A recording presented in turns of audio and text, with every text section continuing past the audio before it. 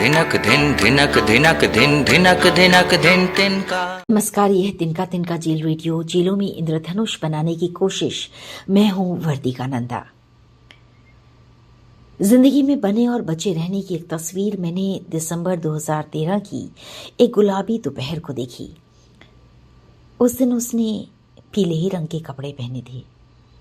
मैं बात कर रही हूँ 27 साल की उस युवती की जो पिछले 6 बरस से जेल में है और जिसे शायद अगले 6 बरस भी यहीं पर बिताने थे।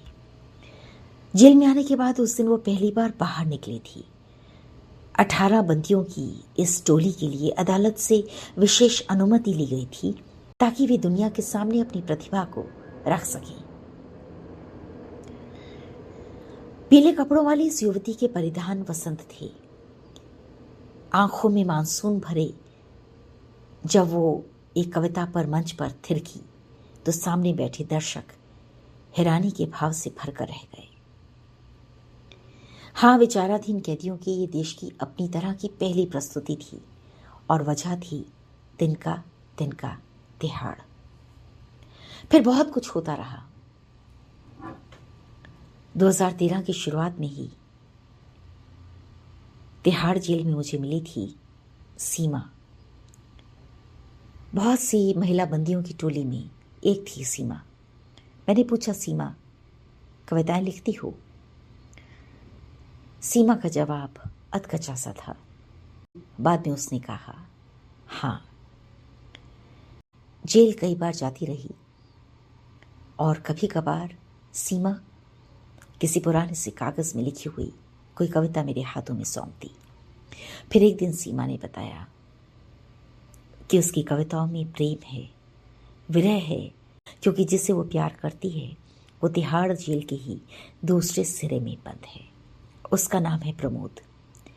दोनों की शादी हो ना सकी थी। शादी से ठीक पहले घटना घटी, दोनों जेल में आ गए। लेकिन चूंकि वे ना तो रिश्तेदार थे ना पति पत्नी, उनकी आपसे मुलाकात संभव न थी। सीमा के मन में विरह था। वो कविताएं लिखने लगी और फिर तिनका तिनका तिहाड़ का हिस्सा बनी उसकी कविताएं।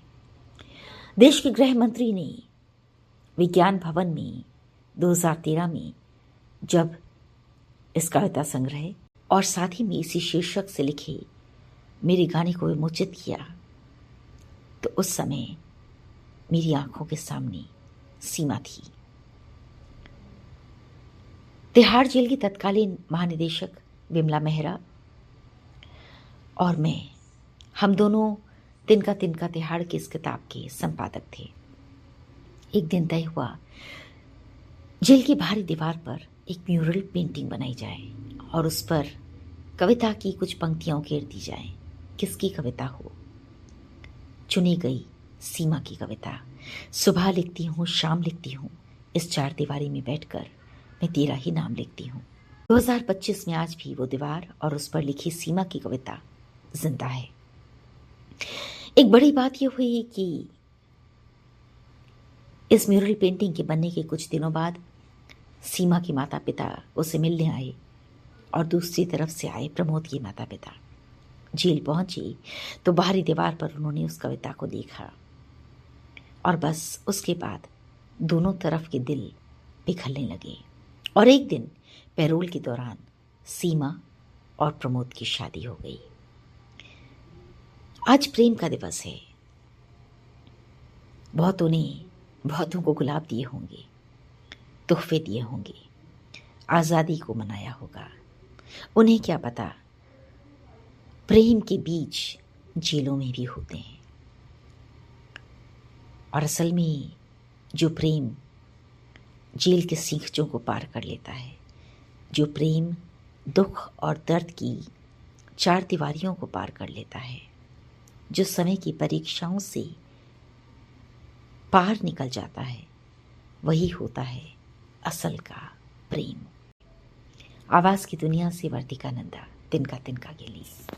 बिगड़ी सिमटी आवाजों को एक हम सफर मिल गया, निराशाओं में आशा का एक दीपक जल गया तिनका तिनका तिनका तिनका।